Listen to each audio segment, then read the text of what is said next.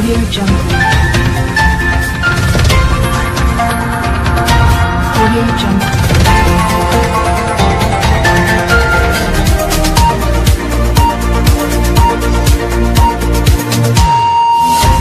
Audio Jungle. Audio Jungle. Audio Jungle. माननीय पंकज दावरे साहब, आपका स्वागत है।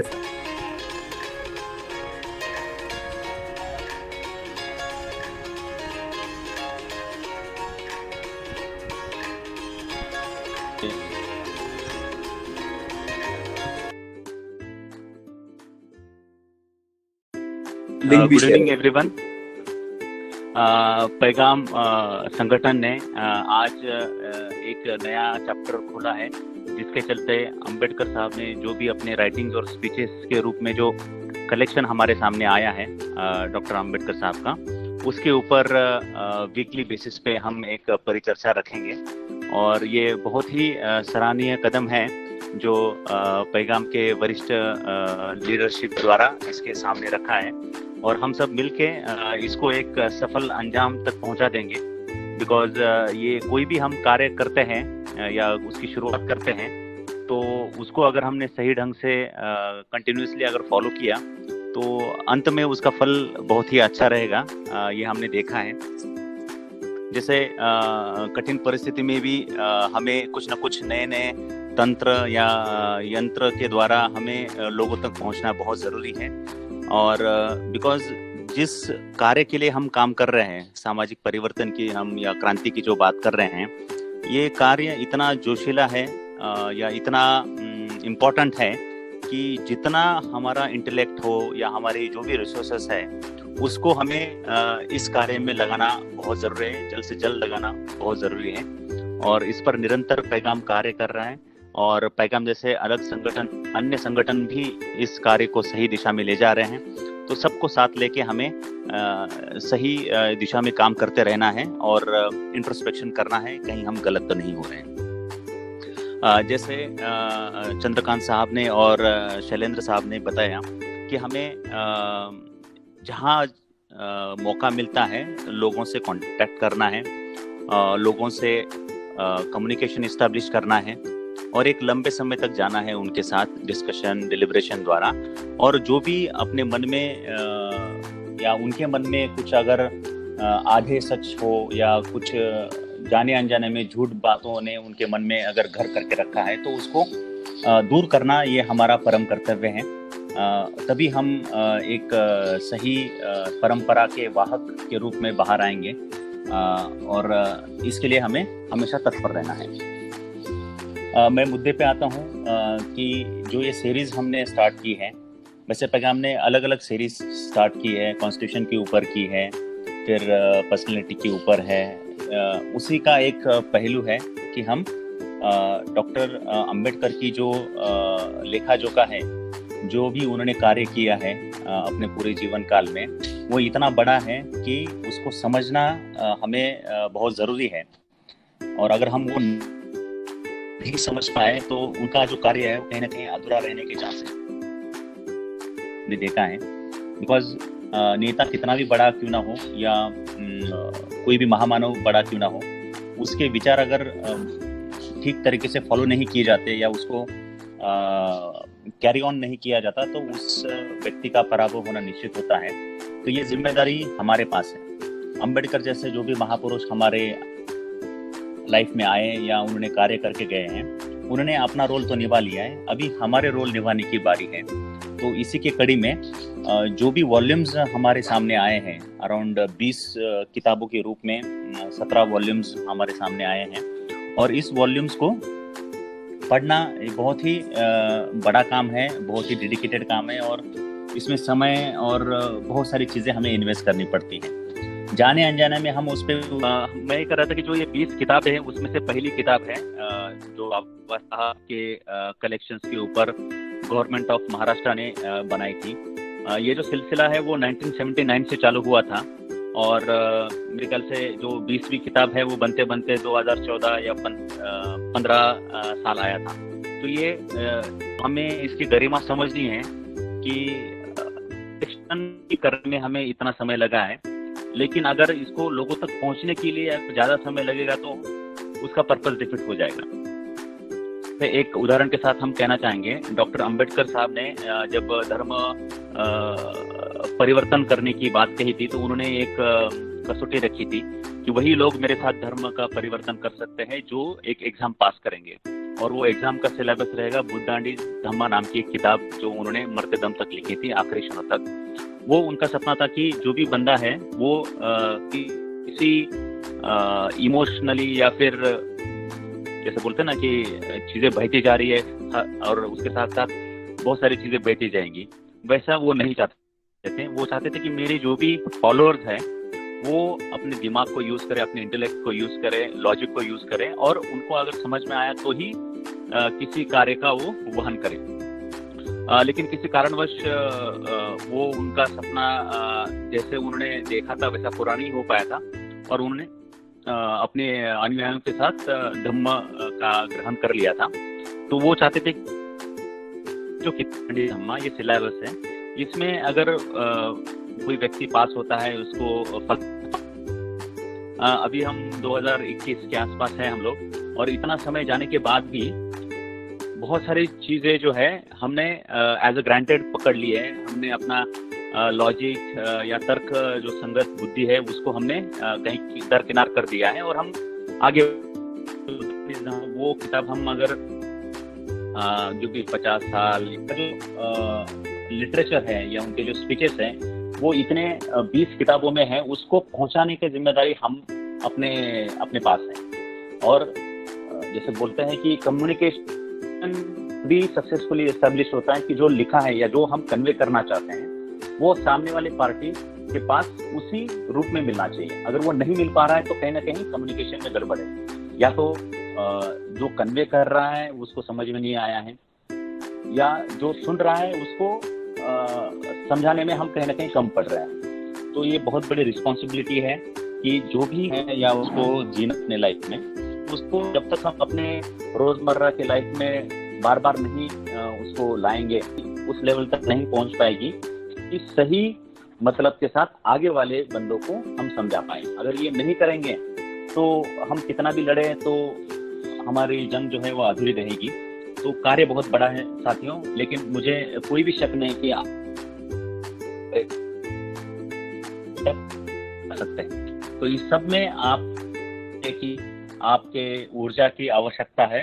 और जी तो ये वॉल्यूम 1 जो किताब है जिसमें डॉक्टर अंबेडकर साहब के राइटिंग्स एंड स्पीचेस का कलेक्शन है, इसमें 5 पार्ट में डिवाइड किया गया है, और इस 5 पार्ट में 12 टेक्स्ट हैं, यानी 12 बुक्स हैं, और इसको 520 पेजेस में लिखा गया है। पार्ट 1 जो है कास्ट के ऊपर बेस्ड है, पार्ट 2 जो है लिंग्विस्टिक स्टेट्स के ऊपर उनके थॉट्स क्या है वो बताता है, पार्ट 3 जो है हीरो और हीरो वर्शिप के बारे में बताया है, पार्ट 4 जो है इसमें कॉन्स्टिट्यूशनल रिफॉर्म्स के बारे में अलग अलग समय पे उन्होंने क्या क्या वक्तव्य किया है या लिखा है, पेपर्स प्रेजेंट किए अलग अलग फोरम में, उसके बारे में लिखा गया है, और इकोनॉमिक प्रॉब्लम्स को उन्होंने पार्ट 5 में समाया गया है। तो पहला जो पार्ट है जो जाति के ऊपर उन्होंने 2 किताबें लिखी थी, उसमें से पहला किताब जो है caste in India, the mechanism, their mechanism, genesis and development. ये जो किताब है उन्होंने 1916 में जब न्यूयॉर्क में कोलंबिया यूनिवर्सिटी में वो पढ़ते थे, तो उनके जो प्रोफेसर थे मिस्टर डॉक्टर गोल्डन वाइजर, इनके समक्ष ये उन्होंने ये किताब के ऊपर एक आर्टिकल या अपना जो थीसिस है वो सामने रखा था। और इसके मेन जो है इंडिया की जो कास्ट है वो बाकी देशों के कास्ट से कैसे अलग है, उसके बारे में उन्होंने वो चर्चा की थी।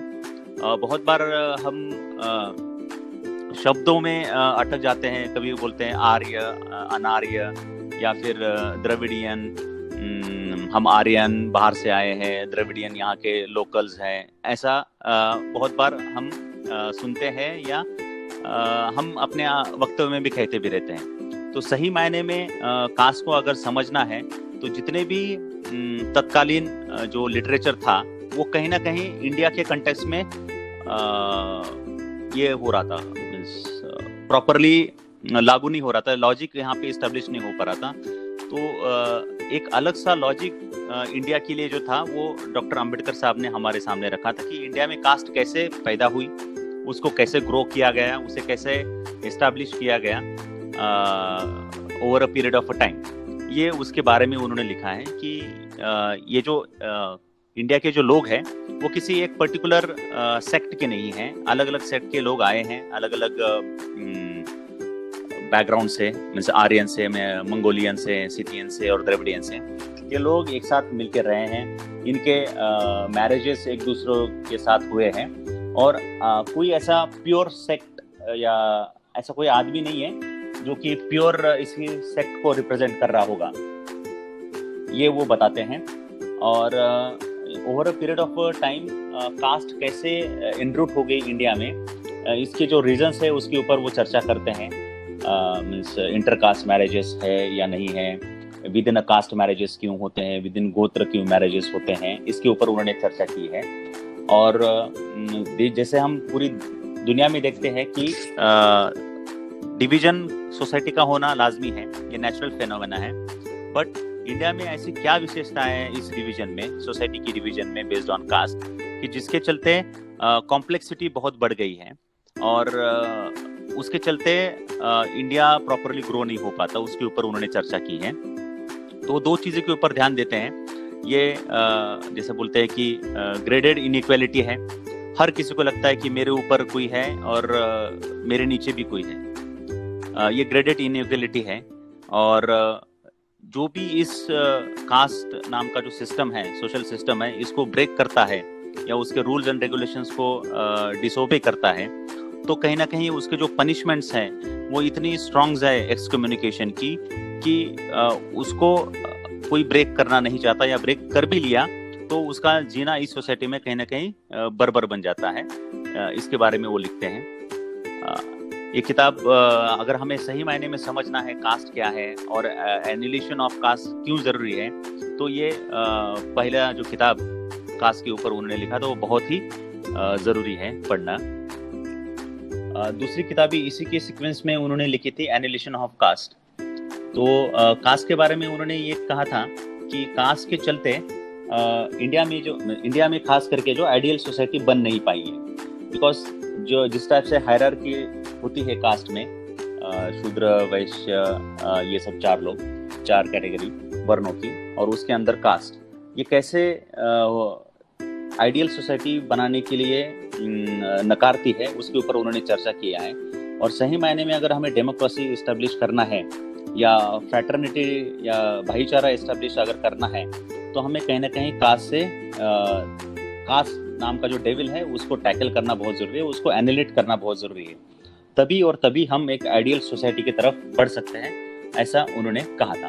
तो जो एनिलेशन ऑफ कास्ट, इसका इम्पोर्टेंस इतना ज़्यादा है कि कोई भी समाज परिवर्तन का काम या अंबेडकर का सपना तभी और तभी पूरा हो सकता है अगर हम कास्ट को एनिलेट कर पाए। तो एक्चुअली कास्ट की वजह से क्या क्या दुष्परिणाम हमारे कास्ट के चलते हम समाज से कैसे दूर होते हैं, इसके बारे में डॉक्टर साहब हमें कहते हैं कि कास्ट के चलते कोई भी अगर एकता होती है तो वो एक पर्टिकुलर कास्ट के साथ ही सीमित रहती है, उसकी लॉयल्टी उस कास्ट के साथ ही रहती है, उसकी सिंपैथी भी होती है। मींस कोई किसी के ऊपर अत्याचार भी होता है तो कास्ट के विदिन ही वो सिंपैथी बनी रहती है। जैसे ही कास्ट से बाहर जाता है तो अगले कास्ट का, दूसरे कास्ट का व्यक्ति उसको सिंपैथी नहीं कर पाता है, उसको समझ नहीं पाता, उसको सेंसिटिविटी वो लैप्स कर देता है। Same case with the morality, कि जब मोरालिटी की बात आती है तो विद इन कास्ट है कोई चीज तो उसको हम एक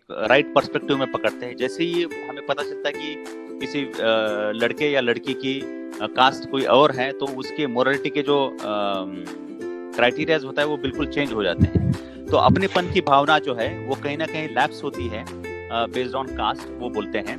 और उसी के ऊपर 1936 में जात पात तोड़क नाम का एक मंडल था जिसके ऊपर डॉक्टर अंबेडकर साहब को इनवाइट किया गया था जात पात तोड़क नाम का एक ऐसा ऑर्गेनाइजेशन था जो जात को मिटाने के लिए या जात में हिंदू धर्म में जो भी गलत क्या बोलते हैं रीतियां हैं या कर्मकांड है उसको मिटाने के लिए ये काम कर रहा होता है। लेकिन अंबेडकर साहब का कहना है कि आप काम तो बहुत अच्छा कर रहे हैं, they appreciate their work, but उनका कहना है कि ये काम अगर आप ऐसे ही करते जाएंगे तो उससे कुछ फायदा होने वाला नहीं है, आपको जड़ तक जाना बहुत जरूरी है। और जब तक समस्या के जड़ को आप उखाड़ के बाहर नहीं फेंकोगे तब तक वो जो है नासुर बन के आपके समाज में फैलता ही रहेगा। जैसे हम बोलते हैं कि खेत में अगर हमें कोई बीज बोना होता है तो बीज बोने के पहले हमें डिवीडिंग करनी होती है, जो भी अनवांटेड वीड्स होते हैं उसको जड़ से उखाड़ना बहुत जरूरी होता है। अगर हमने जड़ से उखाड़ा नहीं, उसे मींस अपसाइड डाउन नहीं किया उस सॉइल को या उस वीड्स को, धान को, तो आने वाला जो पौधा है वो ठीक से आ नहीं पाता। मींस नेक्स्ट जो भी हम जमीन में बोना चाहते हैं वो ठीक से नहीं आ पाएगा। तो उनका कहना है कि अगर हमें आइडियल सोसाइटी तैयार करनी है तो करंट सिस्टम में या करंट सोसाइटी में जो भी गलत चीजें हैं उसके जड़ को हमें उखाड़ कर फेंकना बहुत जरूरी है। लेकिन उनका जो एनालिसिस जो था, उनकी जो स्टडीज थी और उनका जो क्या बोलते हैं सोल्यूशन टू द प्रॉब्लम कि जाति का कैसे उन्मूलन करना चाहिए, इतना सटीक था कि वो समाज उस टाइम पे प्रिपेयर नहीं था और वो समाज प्रिपेयर ना होने की वजह से ये जो वक्तव्य था वो डिलीवर नहीं कर पाए थे और उनको मजबूरी में ये प्रिंट करके लोगों तक पहुंचाना पड़ा, बिकॉज इसका इम्पोर्टेंस इतना ज्यादा था। तो ये किताब पढ़ना हमारे लिए बहुत जरूरी है, बिकॉज हम बहुत बार हम कार्य करते रहते हैं लेकिन हमें अगर अल्टीमेट एम क्या है हमारे कार्य का ये अगर नहीं पता चलेगा तो उसके जो वेज एंड मीन्स है वो ठीक से हम कर नहीं पाएंगे। तो गोल में क्लैरिटी लाना बहुत जरूरी है। तो ये एनालिसिस ऑफ कास्ट इसका बहुत ही इम्पोर्टेंट सिग्निफिकेंस है हमारे कार्य में और हर एक व्यक्ति ने इसको पढ़ना बहुत जरूरी है। वो भले वो समाज में कार्य करना चाहता है या नहीं करना चाहता, बट ये पढ़ना अनिवार्य है, बिकॉज उसके बिना हमें यही नहीं पता चला कि हम क्या है और हम क्या कर रहे हैं और क्या गलतियां कर रहे हैं। तो ये जो कास्ट है ये कैसे लोगों को बांटता है, ये सिर्फ लेबर को नहीं बांटता, लोगों को भी बांटता है, इसके बारे में उन्होंने बताया। और कास्ट के चलते कोई भी इकोनॉमिक ग्रोथ हो नहीं पाएगी इंडिया की। This is a national crime. अगर कास्ट को ग्रो करने में या उसको परपेचुएट करने में या कंजर्व करने में अगर कहीं ना कहीं हम मदद कर रहे हैं डायरेक्टली इनडायरेक्टली, तो हम जो है नेशन के अगेंस्ट कर रहे हैं। We are criminals for the nation. इसके बारे में वो डिटेल में बताते हैं और वो काफी क्लियर, लाउड एंड क्लियर एक कॉल देते हैं हम सभी को कि सही मायने में अगर हमें समाज में कॉन्स्टिट्यूशन को एस्टेब्लिश करना है या फिर लिबर्टी, इक्वालिटी, फ्रैटर्निटी को एस्टेब्लिश करना है तो हमें जल्द से जल्द एनालिसिस ऑफ कास्ट करना बहुत जरूरी है। कास्ट को जड़ से मिटाना बहुत जरूरी है और इसके लिए हमें कैसे काम करना है उसके बारे में भी बताते हैं। बहुत सारे वो सॉल्यूशंस बताते हैं, उसमें से अल्टीमेटली वो बताते हैं कि इंटरकास्ट मैरिज करना is one of the solution, but वो तब तक पूरा नहीं हो पाएगा जब तक हम ऐसे व्यक्ति नहीं तैयार करेंगे, ऐसे लड़का लड़कियां या समाज का हर एक अंग जो है, समाज का हर एक व्यक्ति जो है वो ऐसा ग्रो होना चाहिए कि जिसके चलते जो एस्टेब्लिश बिलीव्स है बेस्ड ऑन शास्त्रा या उनके अनक्वेश्चनेबल उनके जो शास्त्रा में जो भी लिखा है, जो कर्मकांड है या जिसको हम लॉजिकली डिफेंड नहीं कर पा रहे, उसको तोड़ना बहुत जरूरी है। और वो अगर करने में हम सफल होते हैं तभी हम एक अच्छे व्यक्ति के रूप में समाज में बढ़ पाएंगे। और उसके बाद अगर इंटरकास्ट मैरिजेस होती हैं तो उससे एक हमें रास्ता मिलेगा इंटर कास्ट को एनिहिलेट करने का। लेकिन जाने अनजाने में हम बातों को आधा अधूरा समझते हैं या अपने कन्वीनियंस के हिसाब से उसको समझाते या अपने आप को उसमें ढाल लेते हैं। हमारे विचार रहते हैं बट लेवल हम किसी महान पुरुष का हम डालते रहते हैं और हमारा जो अगर अपयश होता है तो हम अपना जो फिक्रा है फेल्योर का वो हम किसी और के सर पे डालते रहते हैं। मैं इस एनालिसिस ऑफ कास्ट पे यही कहना चाहूंगा कि जो इंटरकास्ट मैरिजेस होते हैं that is not the solution which Dr. Ambedkar has advocated in front of us. उनका ये कहना था कि ये one of the means है, but ये तभी सफल हो पाएगा जब तक हम शास्त्र के ऊपर क्वेश्चन करेंगे नहीं। शास्त्र पे हमें क्वेश्चन करना है और उनकी जो सैंक्टिटी है उसको हमें काट देना है, तभी हम एक अच्छे व्यक्ति जो लॉजिक बेस्ड है, तर्क संगत व्यक्ति है, उसको हम निखार पाएंगे। ये पार्ट 2 में जब जाते हैं तो लिंग्विस्टिक के ऊपर वो बात करते रहते हैं। मैं थोड़ा अपना स्पीड बढ़ाता हूँ बिकॉज समय थोड़ा कम है। अगर किसी पर्टिकुलर टॉपिक के ऊपर अगर चर्चा करना चाहते तो उसके ऊपर हम दोबारा विजिट कर लेंगे। लिंग्विस्टिक के ऊपर जब वो बात करते हैं तो हमें जानते हैं कि महाराष्ट्र का फाउंडेशन डे 1 मई को 2 दिन पहले हमने सेलिब्रेट किया है। तो महाराष्ट्र का रीऑर्गेनाइजेशन कैसे होना चाहिए या स्टेट का रीऑर्गेनाइजेशन कैसे होना चाहिए, उसके ऊपर उन्होंने अलग अलग समय पे अपने वक्तव्य अलग अलग कमेटी को दिया है। जैसे कि महाराष्ट्र जब बनेगा तब मराठी लैंग्वेज बेस पे वो कैसे बनना चाहिए, मुंबई इसमें होनी चाहिए कि नहीं होनी चाहिए एज ए कैपिटल, होगी तो क्या होगा, नहीं होगी तो क्या दिक्कतें आ सकती है इकोनॉमिकली, सोशली, फाइनेंशियली, वो सब वो चीज़ें इस इनके रिपोर्ट में उन्होंने दिया है। वैसे ही जैसे बिहार है, उत्तर प्रदेश है या आंध्र प्रदेश है, इनका कैसे रैशनलाइज करना चाहिए एज पर एरिया, वो लैंग्वेज बेस पे वो बताते हैं इस टेक्स्ट में।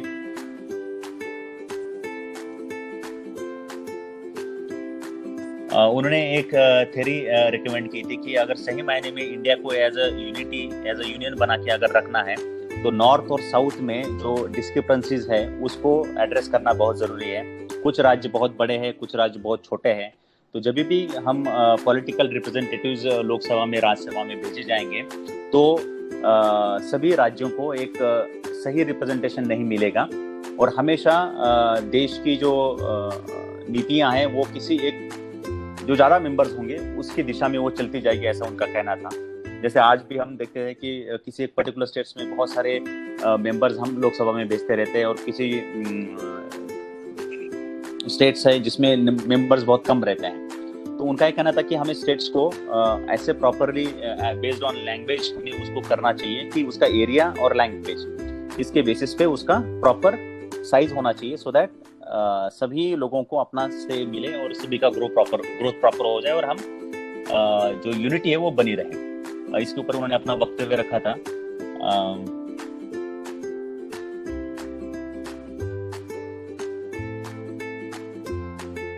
और हम देखते हैं कि जो उन्होंने 1948 में अपना रिप्रेजेंटेशन दिया था कि कैसे स्टेट्स की रीऑर्गेनाइजेशन होना चाहिए, तो उसको इम्प्लीमेंट करते करते हमें काफ़ी समय लगा। कभी 50 साल लगे, कभी 20 साल लगे। जैसे 1960 में महाराष्ट्र का रीऑर्गेनाइजेशन हो पाया based on doctor Ambedkar's theory. वो पहले थे जिन्होंने इसके बारे में चर्चा की थी और रिप्रेजेंटेशन दिया गवर्नमेंट का। उसके बाद फिर अनेक लोग शामिल हो गए इस कारवा में, इस मुहिम में, और उसको अंजाम तक पहुंचा पाए।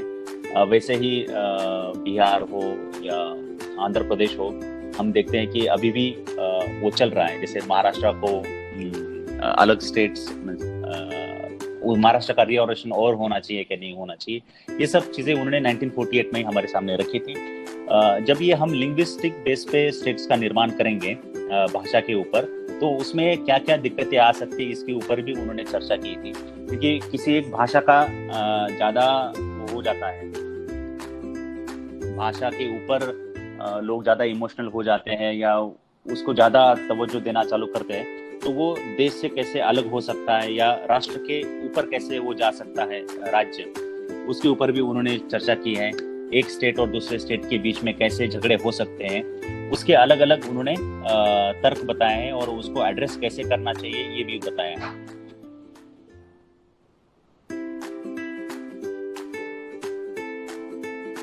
जैसे हम देखते हैं कि बहुत बार हिंदी और नॉन हिंदी भाषी में कैसे झगड़े चल रहे हैं, तो उन्होंने अपने वक्तव्य में ही लिखा था। जैसे कुछ दिनों पहले ये लोग चीफ जस्टिस ऑफ इंडिया ने बोला था कि Sanskrit as a official language doctor Ambedkar साहब चाहते थे, ऐसा उन्होंने वक्तव्य किया है।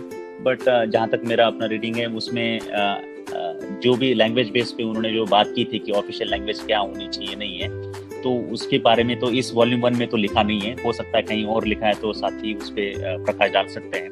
तो उन्होंने बोला था जब तक Hindi as a official language बन नहीं पाती तब तक हमें इंग्लिश को दर्जा देना चाहिए ऑफिशियल लैंग्वेज का, और एक बार हिंदी को हम एक अच्छे ढंग तक ले जाते हैं तो ही वो हिंदी ही ऑफिशियल लैंग्वेज बननी चाहिए।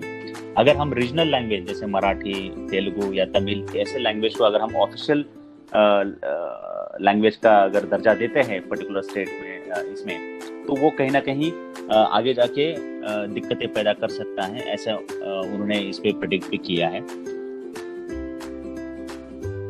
फिर अगला जो पार्ट है जिसमें वो हीरो और हीरो वर्शिप की बात करते हैं, तो उसमें रानाडे, गांधी और जिन्ना इस किताब के नाम पे उन्होंने अपने वक्तव्य रखा है। वो कंपेयर करते हैं रानाडे साहब की पर्सनैलिटी कैसी है, गांधी साहब की कैसी है और जिन्ना साहब की कैसी है, कैसे रानाडे साहब जो है एज अ हीरो बन के सबसे सामने आते हैं और गांधी और जिन्ना साहब जो है एज अ प्रसिद्ध व्यक्ति यानी इमिनेंट पर्सनैलिटी बन के आते हैं। उनका बेसिक डिफरेंस वो बताते हैं। ये वक्तव्य उन्होंने 1943 में महाजी गोविंद रानाडे इनके बर्थ एनिवर्सरी के ऊपर पूना में किया था। बेसिक्स बहुत सिंपल हैं। उन्होंने हमेशा हीरो वर्शिप को नकारा है। वो खुद बोलते थे कि नहीं, अगर डेमोक्रेसी में हीरो वर्शिप होने लगी तो वो डेमोक्रेसी नहीं रहेगी, वो एक तानाशाह के साथ हम आगे बढ़ते जाएंगे। तो उन्होंने हमेशा प्रिंसिपल्स को आगे बढ़ा के रखा है, थॉट्स को आगे बढ़ा के रखा है, ना कि किसी इंडिविजुअल को। तो इस किताब में वो बताते हैं कि हीरो मीन्स क्या बोलते हैं, महापुरुष कैसे बनते हैं और प्रसिद्ध व्यक्ति कैसे बनते हैं। बहुत बार हम प्रसिद्ध व्यक्ति को ही महान व्यक्ति मान के चलते हैं और कैसे हम गलत धारणाएं बनाते हैं उसके ऊपर उन्होंने चर्चा की है। फेमस बनना या प्रसिद्ध बनना बहुत आसान होता है, उसमें सिंसियरिटी और इंटेलेक्ट इन दोनों का मिश्रण लगा रहता है। बट सही मायने में अगर हमें महापुरुष बनना है यानी हीरो बनना है तो उसके लिए क्या क्वालिटीज होनी चाहिए उसके ऊपर वो चर्चा करते हैं। आपके पास सिंसियरिटी होनी चाहिए, इंटेलेक्चुअल एबिलिटीज होनी चाहिए, ये तो बेसिक है ही। इन एडिशन टू दैट दो और चीजें होनी चाहिए जिसके ऊपर वो बोलते हैं कि आपके पास जो है सेंसिटिविटी होनी चाहिए समाज के प्रति। समाज में जो जो चीजें हो रही है, क्या सही हो रहा है क्या नहीं हो रहा है, उसके ऊपर आपका सेंसिटिविटी होनी चाहिए। और सिर्फ सेंसिटिविटी होना यानी आपका चेतना ही सफिशिएंट नहीं है। तो उस प्रॉब्लम्स जो भी समाज में प्रॉब्लम्स हो रही है उससे बाहर कैसे निकाला जाए समाज को एज अ स्कैवेंजर, वो करने की भी कैपेबिलिटी उसमें होनी चाहिए। सिंसियरिटी, इंटेलेक्ट, समाज के प्रति सेंसिटिविटी और समाज के प्रॉब्लम्स से दूर करने के लिए आगे जाने की जो ताकत होनी चाहिए, ये चार क्वालिटीज अगर है तभी हम एक महापुरुष बन सकते हैं, ऐसा वो बताते हैं। और इस पर्टिकुलर जो 3 फिगर्स की हम बात कर रहे हैं, 3 पर्सनैलिटीज की बात कर रहे हैं, तो उनका कहना है कि रानाडे साहब is one of a great man, जिनके चलते समाज में एक आशा की किरण मिली है। और जैसे वो बोलते हैं कि कोई भी राजनीतिक क्रांति होने से पहले सामाजिक क्रांति का होना अनिवार्य होता है, नहीं तो वो कहीं ना कहीं राजनीतिक क्रांति अधूरी रहती है। तो रानाडे साहब जो है सोशल रिफॉर्मेशन की बात करते रहते हैं और गांधी और जिन्ना साहब जो है वो पॉलिटिकल रिफॉर्मेशन की बात करते हैं। गांधी साहब और जिन्ना साहब का जो खोखलापन कैसा है वो बताते हैं और रानाडे साहब कैसे जड़ में काम करने की बात करते हैं। और इसी किताब आगे जाके ये भी कहते हैं कि रानाडे साहब जो है वो सोशल रिफॉर्मेशन का काम तो कर रहे हैं, he is one of the hero as compare to these 2 people. But उनका कहना है कि जो रानाडे साहब अगर फुले साहब के साथ अगर कंपेयर किया जाता है तो फिर फुले साहब कैसे एक कदम और आगे गए हैं और he is well ahead of his time, ये वो बताते हैं। तो ये किताब पढ़ना बहुत जरूरी है, बिकॉज आजकल हम किसी को भी हीरो अपना बना लेते हैं। जो ज्यादा चर्चा में होता है वो हमारा हीरो बन के सामने आता है और हम भी उनके जैसे बनना चाहते हैं। तो हमारे बच्चे या हमारे जो भी आसपास के लोग हैं उनको ये समझाना बहुत जरूरी है कि हीरो कौन होता है और कैसे हीरो बनाया जाता है। फिर हम बात करते हैं अगले पार्ट में कि कॉन्स्टिट्यूशनल रिफॉर्म्स के ऊपर उन्होंने अपना कैसे योगदान दिया है। साउथ बोरो जो कमेटी थी उसमें अराउंड 36 लोगों ने रिप्रेजेंटेशंस दिया था या अपनी साक्ष्य उनके सामने रखी थी कमेटी के सामने 1919 में। तो अंबेडकर साहब ने यूनिवर्सल अडल्ट सफरेज जो है यानी सबको वोट करने का अधिकार मिले in material of their caste, race, religion या एजुकेशनल क्वालिफिकेशन वगैरह, इसके ऊपर उन्होंने अपना वक्तव्य रखा भी ये करना क्यों ज़रूरी है और इससे जो सो कॉल्ड अनटचेबल्स है उनके लिए न्याय कैसे मिल सकता है, पॉलिटिकली हो या फिर उनके अपनी जो सेल्फ डिटर्मिनेशन है या उनका अपना जो अभिमान है वो कैसे जागरूक हो सकता है, उसके ऊपर उन्होंने अपना साक्ष्य हम लोगों के सामने रखा था 1919 में। इसी की कड़ी में जब 1935 में गवर्नमेंट ऑफ इंडिया एक्ट होता हमारे सामने आता है तब उसमें एग्जैक्टली जो डायरार्की सिस्टम की बात करते हैं यानी यूनियन और स्टेट्स की हम बात करते हैं तो फेडरेशन जो है वो कैसे घातक हो सकता है और कैसे उससे हमारी एज ए इंडिविजुअल स्वतंत्रता कैसे खतरे में आ सकती है, इसके ऊपर उन्होंने पुणे में 1939 में एक किताब के द्वारा हमारे सामने ये वक्तव्य रखा था, फेडरेशन वर्सेस फ्रीडम के माध्यम से। उसमें ये बोलते हैं कि जो गवर्नमेंट ऑफ इंडिया एक्ट है 1935 का, ये अगर जैसा है वैसा ही इम्प्लीमेंट होता है तो कैसे हमारी स्वतंत्रता खतरे में आ सकती है। उसमें जैसे हम सब जानते हैं कि प्रिंसली स्टेट्स हुआ करते थे और कुछ क्या बोलते हैं उसके प्रोविंसेस हुआ करते थे। तो उनका कहना था कि अगर प्रिंसली स्टेट्स को अगर हमने मिलाया नहीं मीन्स उनको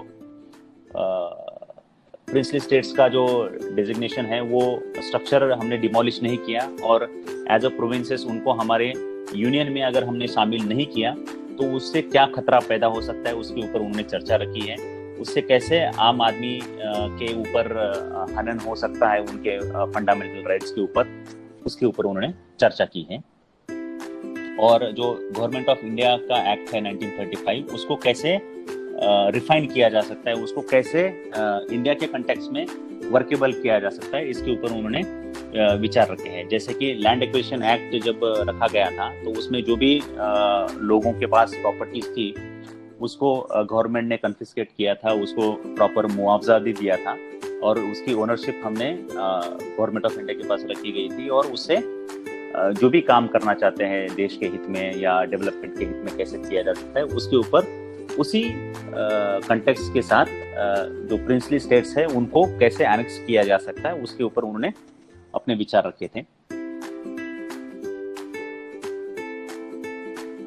आगे 1945 में जब all India schedule caste federation के एक कॉन्फ्रेंस में उन्होंने सांप्रदायिक गतिरोध और उसको कैसे रोकने के उपाय जो है यानी कम्युनल डेडलॉक और उसको कैसे सॉल्व किया जा सकता है, उसके ऊपर उन्होंने अपना वक्तव्य रखा था।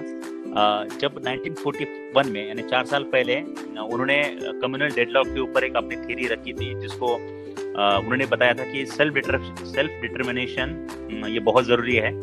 जैसे हम लिंग्विस्टिक बेस पे भी बात कर रहे थे इसके पहले कि उसको सही ढंग से एड्रेस नहीं किया सेल्फ डिटर्मिनेशन या अपने सेल्फ डिटर्मिनेशन के ऊपर अगर आप नकारते हो तो कहीं ना कहीं रिवेंज के तौर पे वो particular group based on language, based on religion, वो बाहर जाएगा आपसे। उसके ऊपर 1941 में उन्होंने कहा था कि पाकिस्तान अगर सेल्फ डिटर्मिनेशन के प्रिंसिपल पे अगर अलग रहना चाहता है तो वो उन्होंने सपोर्ट किया था। मेरी आवाज आ रही है साथी? सर आ रही ओके जी। तो उन्होंने 1941 में पाकिस्तान कैसे अलग हो सकता है या उसको अलग कैसे अस्तित्व दिया सकता है उसको उन्होंने सपोर्ट किया था। तो एक वन ऑफ द थ्योरी थी उनकी। उसी थ्योरी को एक अल्टरनेटिव के तौर पे उन्होंने 1945 में इंडिया को अगर यूनाइटेड बना के अगर रखना है तो उसका जो सेकंड थ्योरी है वो इस चैप्टर में वो बताते हैं कि हमें उसको कैसे सॉल्व करना चाहिए। जो भी कंसर्न्स हैं पाकिस्तान या मुस्लिम लोगों की, उनको अगर हमने ठीक से अगर चेक नहीं किया तो फिर वो फर्स्ट सोल्यूशन हमें लेना पड़ेगा। अगर हमने 1945 के जो थ्योरी उन्होंने जो दी थी, चेक्स एंड बैलेंस और कम्युनल डेडलॉक को कैसे सॉल्व करना चाहिए, इसके ऊपर अगर हम बात करते तो वो बताते कि India can stay United with India and Pakistan, but उसके लिए हमें क्या करना चाहिए उसके बारे में भी वो 1945 में बताते हैं। बिकॉज 1945 में ही जो स्कीम्स दोनों सामने आई थी, क्रिप्स मिशन और तेज बहादुर साहब ने जो कॉन्स्टिट्यूएंट असेंबली की बात की थी, तो उनका ये कहना था कि अगर हम डायरेक्ट कॉन्स्टिट्यूएंट असेंबली के ऊपर हम डायरेक्ट काम करेंगे और हमारे कम्युनल प्रॉब्लम को अगर हम नजरअंदाज करेंगे तो वो सफलता नहीं होगी और वो हो सकता है, क्या बोलते हैं, आउटब्रेक हो सकता है because of self determination issues. तो वही हमें दिखता है कि सही टाइम पे अगर हमने प्रॉब्लम्स को एड्रेस नहीं किया तो आगे जाके वो नासुर कैसे बनते हैं। तो उनका कहना था कि पहले हमें कम्युनल प्रॉब्लम सॉल्व करना बहुत जरूरी है, ना कि कॉन्स्टिट्यूएंट असेंबली के ऊपर काम करना। But by the time constituent assembly की फाउंडेशंस या फिर उस पे काम ऑलरेडी चालू हो गया था, तो इसके वजह से इंडिया को काफी दिक्कत हुई थी। और इसी चैप्टर में वो बताते हैं कि जो भी सॉल्यूशन है जिससे कि इंडिया अकेला एक साथ रह सकता है, तो हमें दो चीजों का ध्यान रखना है। एक तो कम्युनल मेजॉरिटी जो हिंदूज की है इंडिया में, अगर हम स्टेट वाइज देखते हैं तो वो अलग अलग कम्युनिटीज है जिसकी मेजॉरिटी हमें दिखती है। लेकिन अगर ये होने के बावजूद भी इंडिया अकेला एक साथ रह सकता है, तो हमें पॉलिटिकल मेजॉरिटी के ऊपर काम करना चाहिए, ऐसे वो बताते हैं। तो वो डिफरेंस बताते हैं कि कम्युनल मेजॉरिटी जो है आप एड्रेस नहीं कर पाते हैं, जो मेजॉरिटी और माइनॉरिटी के बीच में जो डिफरेंस है बेस्ड ऑन कम्युनिटी, वो आप एड्रेस नहीं कर पाओगे। लेकिन ये सब लोग एक साथ रह सकते हैं, they can stay together, live together and grow together, अगर हमने पॉलिटिकल मेजॉरिटी के ऊपर काम किया। मीन्स छोटे छोटे कम्युनिटीज भी अगर पॉलिटिकली इकट्ठा होके अगर जो भी मेजॉरिटी बनाते हैं और वो पॉलिटिकली देश को चलाने में सक्षम बनते हैं, तो हम एक साथ रह सकते हैं। और हर कम्युनिटी के, छोटे से छोटे कम्युनिटी के इंटरेस्ट जो है वो पॉलिटिकली हम कैसे एड्रेस कर सकते हैं, इसके ऊपर उन्होंने इसमें वक्तव्य किया है। और इससे किसी भी एक जाति या कम्युनिटी को दिक्कत नहीं आएगी, इसके ऊपर वो बात करते हैं। फिर स्टेट्स एंड माइनॉरिटीज के ऊपर उन्होंने 1946 में एक मेमोरेंडम दिया था, जिसमें खास करके माइनॉरिटीज की जो इश्यूज है, उनके राइट्स है, उसको कैसे प्रोजेक्ट करना या फिर उनको कैसे रिड्रेस कराना, इनकेस उसको अगर कोई वायलेट करता है या उसको कोई नजरअंदाज करता है, तो उनके राइट्स कैसे होने चाहिए। खास करके शेड्यूल कास्ट के ऊपर उन्होंने जोर दिया था कि कैसे उसको एड्रेस किया जाना चाहिए इन कंटेक्स्ट ऑफ माइनॉरिटी। तो स्टेट्स को कैसे एड्रेस करना चाहिए माइनॉरिटीज के इश्यूज, उसको कैसे सेफगार्ड करना चाहिए। अगर स्टेट कहीं ना कहीं फेल होता है तो फिर as a minority, as a schedule caste, उनके पास क्या क्या चीज़ें हैं, पॉलिटिकल रिप्रेजेंटेशन है, एजुकेशनल कैसे रिप्रेजेंटेशन मिलना चाहिए। उन्होंने अलग सेटलमेंट की भी बात की थी। अगर शेड्यूल कास्ट जो है वो अपने सब एक साथ अच्छे से नहीं रह पा रहे हैं और डिफरेंसेस हो रहे हैं जिसके चलते ग्रो नहीं हो पा रही उनकी, तो सेपरेट सेटलमेंट की भी बात की थी उन्होंने। फिर लास्ट जो चैप्टर्स है वो इकोनॉमिक के ऊपर है। उन्होंने दो किताबें लिखी थी, small holdings in India their remedies, और दूसरा डॉक्टर रसल के ऊपर जो स्टेट को कैसे ऑर्गेनाइज किया जा सकता है उसके ऊपर। तो पहली जो किताब है जिसमें कि अल्पभूधारक जो होते हैं, यानी छोटे जमीन किसानों के पास रहती है और उसके चलते कैसे दिक्कतें आती है और उसके सॉल्यूशंस उन्होंने बताए थे। 1918 में उन्होंने ये किताब लिखी थी और उन्होंने स्टैटिस्टिकल डाटा के साथ इसको हमारे सामने रखा था कि स्मॉल होल्डिंग्स कैसे इंडिया में प्रॉब्लम्स कर रही है। तो उनका कहना था कि इंडिया एक ऐसा देश है जिसमें कि किसान तो बहुत हैं, बहुत लोग किसान खेती करते हैं, लेकिन उसका जो प्रोडक्टिविटी या जो आउटपुट है वो इतना कम है, वन ऑफ द लोएस्ट। तो ये जो कंट्रोवर्सीज है, मींस सब लोग तो काम कर रहे हैं लेकिन उसका आउटपुट जो है वो बहुत कम मिलता है। तो ये जो कंट्रोवर्सी क्यों हो रही है, इसमें क्या क्या फैक्टर्स प्ले करते हैं, वो सब उन्होंने बात की है। इसमें इन्वेस्टमेंट या facilities to the agricultural sector आ गई, जमीन का size based on quality of soil, water, irrigation, ये सब चीजें जो है जो एक इफिशिएंट एग्रीकल्चर के लिए काम में आती है, उसके ऊपर उन्होंने चर्चा की है। तो स्मॉल होल्डिंग्स जो है वो कैसे डिफाइन करनी चाहिए, मीन्स साइज जो है, खेती का साइज, जैसे हम बोलते हैं कि एक जनरेशन से दूसरे जनरेशन जब एक प्रॉपर्टी ट्रांसफर होती है, लैंड का जो ट्रांसफर होता है, तो उसको पर्टिकुलर हिस्सों में बांटा जाता है equally as far as possible, और ये सिलसिला चलता रहता है। तो पहले सपोज 100 हेक्टेयर जमीन थी, 2 बच्चे थे तो उसको 50-50 मिल गए, फिर 2 हो गए तो वो 25-25 हो गए।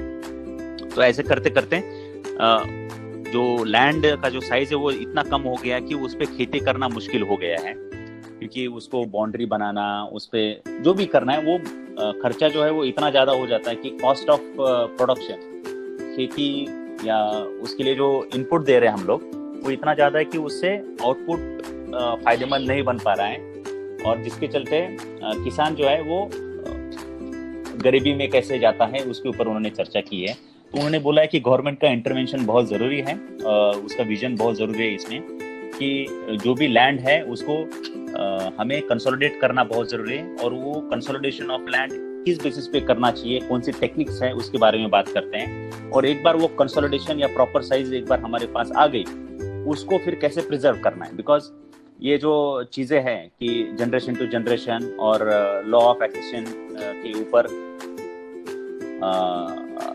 जैसे प्रॉपर्टी का बंटवारा होता है, तो ये चीज़ें दोबारा भी आ सकती है, तो उसका प्रिजर्व करना बहुत ज़रूरी है, उसको बनाए रखना, उसको मेंटेन करना बहुत ज़रूरी है। उसके ऊपर उन्होंने अपने विचार रखे थे, और उनका कहना था कि ये जब हम काम करते हैं कंसोलिडेशन ऑफ लैंड और उसका प्रिजर्वेशन, तब हमें ये ध्यान बहुत रखना जरूरी है कि इसका इंडस्ट्रियलाइजेशन, यानी एग्रीकल्चर सेक्टर का इंडस्ट्रियलाइजेशन होना भी बहुत जरूरी है। अगर ये नहीं हो पाया तो फिर से हम स्मॉल होल्डिंग्स की तरफ चले जाएंगे, और फिर से वो प्रॉब्लम जो है वो हमारे सामने बार बार आती रहेंगी, और वही चीज़ें, लोग बहुत काम करेंगे, बहुत इनपुट डालेंगे, बट उससे आउटपुट नहीं आएगा, और उसको कैसे एड्रेस करना है। तो कंसोलिडेशन करते समय क्या टेक्निक्स हैं, इंडिया के कंटेक्स्ट में कौन सा टेक्निक इम्पोर्टेंट है या कौन सा सुटेबल है, उसके बारे में उन्होंने चर्चा की है। और उन्होंने एक चीज़ बताई है कि भाई ग्लोबल फिनोमेना अगर हम देखते हैं एग्रीकल्चर सेक्टर में, तो जैसे जैसे एग्रीकल्चरल ग्रो होता है तो अर्बनाइजेशन बढ़ता है। Agriculture in rural area and agriculture in urban area की अगर हम बात करते हैं, तो रेस्ट ऑफ द वर्ल्ड में रूरल में एग्रीकल्चर में गांव में खेती कम होती है और शहरों में खेती ज़्यादा होती है। लेकिन इंडिया के कंटेक्स्ट में ऐसा नहीं है, इंडिया में खेती गांव में ज़्यादा होती है और वो बढ़ती रही है। इस गांव में ही उसका परसेंटेज ऑफ एग्रीकल्चर वो बढ़ता जा रहा है और शहरों से वो कम होता जा रहा है। उसके ऊपर उन्होंने अपना वक्तव्य रखा है, एनालिसिस रखा है। और लास्ट जो किताब है, डॉक्टर रसल जो थे, जिन्होंने एक किताब लिखी थी रिकंस्ट्रक्शन ऑफ सोसाइटी के ऊपर, उसके ऊपर उन्होंने एनालिसिस किया है। उन्होंने जो भी अपने पॉइंट्स लिखे हैं डॉक्टर रसल ने, वो किताब पढ़ने के लिए वो बात करते हैं कि समाज का अगर सही मायने में निर्माण करना है तो डॉक्टर रसल साहब ने हमारे सामने कुछ थियरीज रखी है। उन्होंने 6 चैप्टर्स चुने हैं। State is one of the subject, war, property, education, marriage और धर्म। इन 6 चैप्टर्स के ऊपर उन्होंने अपना वक्तव्य हमारे सामने रखा है कि भाई समाज निर्माण करने के लिए इनका कैसे इम्पोर्टेंस कैसा है और कैसे वो चेंज होता है, इसके बारे में वो लिखते हैं। तो डॉक्टर साहब ने इस किताब का गहन अध्ययन करने के बाद इसके द्वारा कौन सी चीज़ें जो है जो हमसे मिस हो सकती है या फिर इसका हम गलत तरीके से मतलब निकाल सकते हैं, उसके ऊपर उन्होंने चर्चा की है। तो वो रिकमेंड करते हैं कि पहले रसल साहब की किताब पढ़नी चाहिए और उसके बाद ही एज अ रिव्यू इस इनका जो चैप्टर है उसके ऊपर पढ़ना चाहिए। तो बर्ट्रैंड रसल साहब जो है वो एक वॉर के ऊपर ये किताब है और war is one of their major focus है कि वॉर क्यों होता है, उसको कैसे प्रिवेंट किया जाता है, उसके ऊपर वो चर्चा करते हैं। तो वो प्रिवेंट कैसे किया जा सकता है उसके ऊपर उन्होंने अपना वक्तव्य रखते हैं। और वॉर यानी कोई भी झगड़ा रोकने के लिए हमें किस किस चीज़ों पे ध्यान देना चाहिए, स्टेट ने क्या रोल प्ले करना चाहिए, मैरिज ने क्या रोल प्ले करना चाहिए, ये सब जो फैक्टर्स हैं, प्रॉपर्टी की वजह से कैसे झगड़े होते हैं, उसको कैसे रोकना चाहिए, ये सब चीजें उन्होंने अलग अलग चैप्टर्स में हमारे सामने रखी है। और उन्होंने ये बोला है कि हमें अपने अंदर जो है पॉजिटिविटी लाना बहुत जरूरी है, जिससे झगड़े होते हैं वो रीजंस क्या है और उसको टालना कैसे है, उसके ऊपर वो चर्चा करते हैं। और सोसाइटी को अगर हमें रिकंस्ट्रक्ट करना है तो राइट अंडरस्टैंडिंग होना बहुत जरूरी है।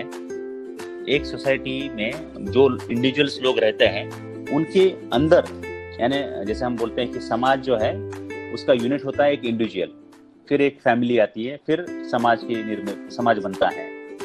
तो हमें काम इंडिविजुअल बंदे के ऊपर या इंडिविजुअल पर्सनैलिटी के ऊपर काम करना है, उसकी राइट अंडरस्टैंडिंग के ऊपर काम करना है, and then his relation with other individuals, ऐसा हमें काम करना है। और ऐसे 6 चैप्टर्स में उन्होंने हमारे सामने रखा है। तो डॉक्टर साहब ने ये एक कमेंटरी या बोल सकते हैं या फिर रिव्यू है इस किताब के बारे में ये लिखा है। तो ये टोटल जो है 520 में वॉल्यूम 1 किताब डॉक्टर साहब ने अलग अलग समय में उन्होंने लिखी है।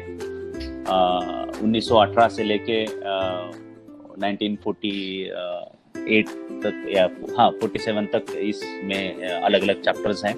तो ये किताब बहुत ही इम्पोर्टेंट है हमें समझने के लिए और इस पे काम करना चाहिए।